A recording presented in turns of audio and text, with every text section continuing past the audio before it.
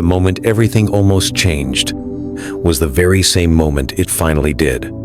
Anakin Skywalker stood inside Chancellor Palpatine's private office. Rain hammered the Coruscant skyline below, and the most powerful Sith Lord in galactic history was finally cornered. Mace Windu had him. Palpatine was beaten, disarmed, finished. But this time, Anakin made a different choice. He did not raise his blade against Mace. He did not beg for Palpatine's life. Instead, he stepped back. He thought of Padme. He thought of every whispered promise, every careful lie, every moment Palpatine had slowly, patiently pulled him toward darkness. And for the first time in months, Anakin saw it clearly. "Do it," he said. Quietly, steadily. "End this."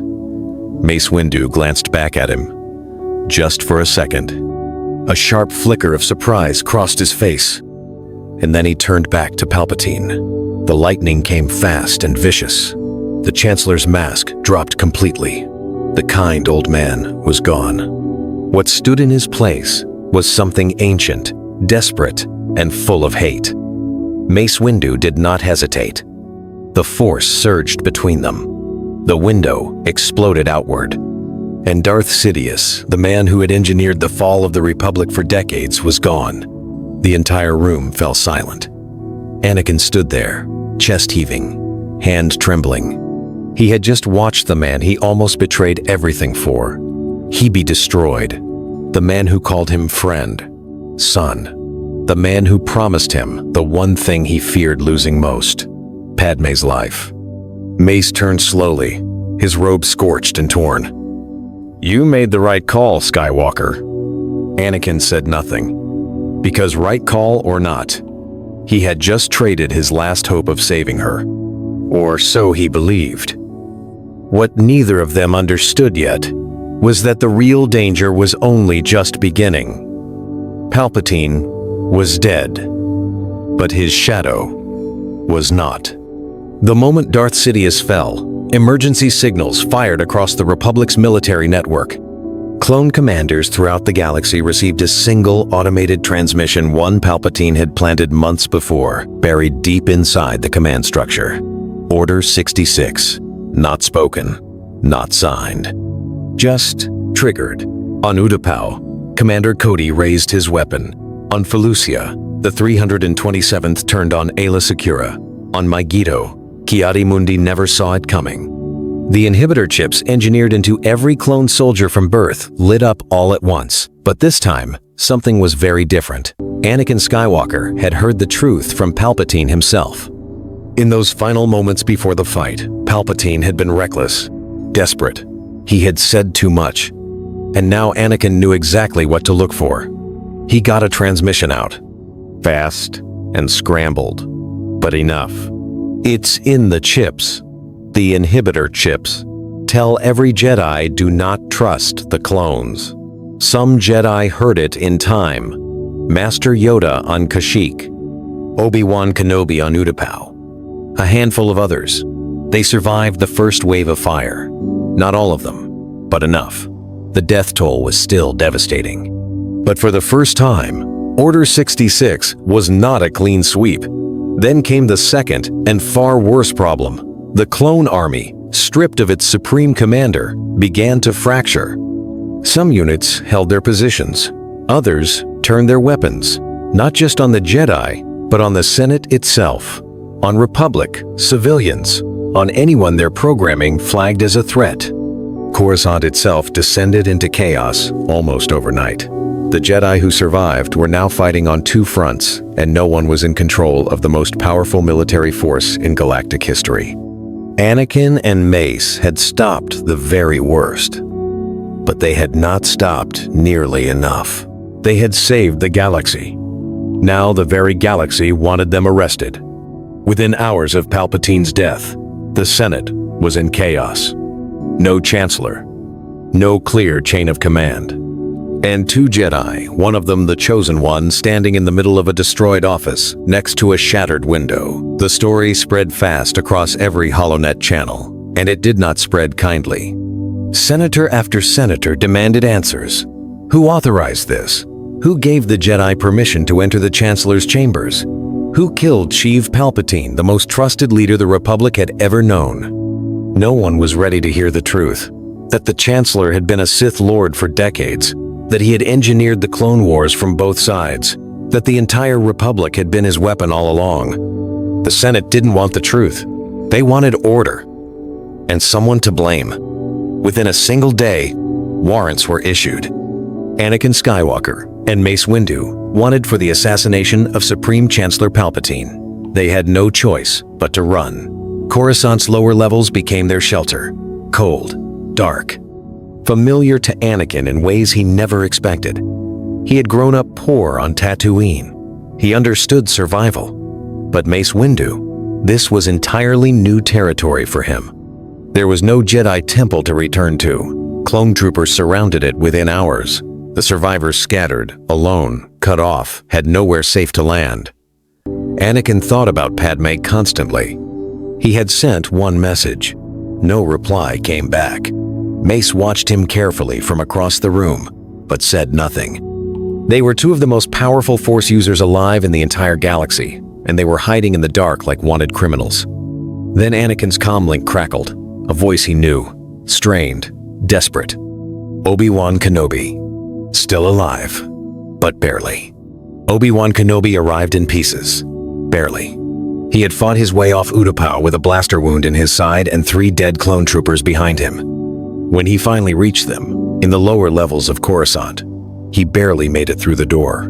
Anakin caught him before he could fall. Said nothing. Just held on. Mace Windu watched from across the room. His expression was unreadable, his patience already running thin. That moment the 3 of them crowded into a crumbling safe house while the Republic burned overhead was when everything that had been building for years finally cracked open. "You never trusted me," Anakin said to Mace, not accusingly, just stating a fact. "Not once, not in all the years I was on that council." Mace didn't look away. "I trusted the Force. I wasn't always sure about you." "That's the same thing." "No," Mace said quietly. "It isn't." Obi-Wan, still bleeding, raised one hand. "Both of you, stop!" They stopped. The room went very still. The silence that followed was heavy, not angry anymore, just honest. And in that honesty, a lot of old wounds finally had room to breathe. Anakin had resented the council for years. Mace had feared what Anakin might become. Both of them had been right. Both of them had been wrong. And they had run out of time to keep pretending otherwise. What they needed now wasn't another argument. It was a plan, a real one. Padme was safe. A brief, scrambled message had finally confirmed it. Anakin exhaled for the first time in days. But the relief didn't last long at all. Because Obi-Wan, still pale and wincing against the wall, pulled out a small data card and set it on the table. "There's something you both need to see." The data card held 12 names. 12 Jedi who had survived Order 66, scattered across the galaxy, some in hiding, some still fighting, some barely alive. Obi-Wan had spent weeks gathering the information before his signal went out. Anakin read the list once. Then he slowly stood up. "We go to them," he said. "We stay hidden," Mace replied, "until we have a plan. This is the plan." Mace stepped forward. "Skywalker, gathering 12 Jedi in one place is a target, not an army. Then, it's a start." Obi-Wan said nothing. But he stood up too, and that was enough. They moved carefully, planet to planet, signal to signal. Each contact was different, some cautious, some desperate, some barely older than younglings. But every single one of them, when they saw Anakin Skywalker standing in front of them, exhaled like they had been holding their breath for weeks. Because Anakin wasn't the Council. He wasn't rules and distance and disappointment. He was one of them. He had fought beside them. He knew what the war had cost. They followed him. Not because they were told to, because they chose to.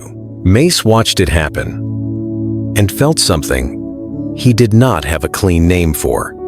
Not jealousy, not resentment, something harder to define, a recognition that Anakin Skywalker was becoming exactly what the old Jedi Order never allowed him to be, a leader. When all 12 survivors finally gathered in a hidden base on Corellia, Mace pulled Obi-Wan aside. He's drawing them in like a magnet. You know what that kind of pull can become. Obi-Wan looked at him steadily. I know. I also know what it already saved. Mace had no answer for that. But the galaxy did. Because somewhere in the dark, something new had just woken up. His name was not spoken out loud. Not yet. But he had been there all along, in the background, in the silence, in every contingency Palpatine had quietly laid out across decades of planning. A backup, a failsafe. A second shadow kept apart from Vader, kept hidden from everyone. Not a student of power, not a student of rage, a student of patience. When Darth Sidious fell, this man did not grieve. He had prepared for this moment. He stepped out of the dark with a plan already in motion and a name the galaxy would soon learn to fear: Darth Varys. Within weeks, he moved with terrifying precision. The fractured clone battalions, leaderless, dangerous, scattered, began to fall back in line. Not through force alone, but through a system Palpatine had already designed and Varys understood completely. The Senate, still reeling, received an offer: security, order, a strong hand to steady the Republic in its darkest hour. They accepted because they were afraid. And afraid, people rarely ask the right questions. 2 of the 12 Jedi survivors on Corellia never came home from a scouting run. No bodies, no signal, just silence. Anakin knew exactly what that silence meant. He knows where we are, he said flatly. He's been watching us build this whole time. Mace stood very still. For once in his life, he had no counter-argument. The base on Corellia was compromised within hours. They barely got everyone out. A Padawan was wounded in the escape. 1 veteran Jedi covered their retreat and didn't make it back. 12 survivors had become 10, and Darth Varys had sent them a message. Not through words, through the dark presence they felt burning through the Force as they fled. Cold, calculated, unhurried. He wasn't chasing them, he was herding them. The old Mace Windu would have waited. He would have calculated the odds, weighed the risks, consulted the code, and concluded that 1 captured Jedi, however terrible, was not worth exposing 10 others to save them. That Mace Windu had led the Jedi Order for years, and the Jedi Order was gone. When word came that the captured Jedi, a young knight named Tarya, barely 22 years old, was being held in a detention block on Eriadu, Anakin didn't hesitate. We go, tonight, he said, quietly, fast, and we bring her home. Mace started to speak, stopped, looked at the faces in the room, 10 exhausted, hunted Jedi who had survived everything by trusting each other, and made a decision that would have been unthinkable 3 months ago. Tonight. He agreed. It wasn't clean. It wasn't elegant. The extraction burned 2 safe routes and cost them a ship they couldn't replace. 3 of them came back with injuries. But Tarya came back with them. And what she carried out of that dark detention block changed absolutely everything. She had seen Varys, up close. She had heard him speak to his acolytes. She knew where his command center was hidden and what he was planning next.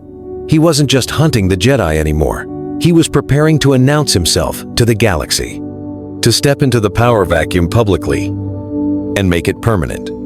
They had weeks, maybe less. Not enough time to hesitate anymore. Mace sat across from Anakin in the silence that followed.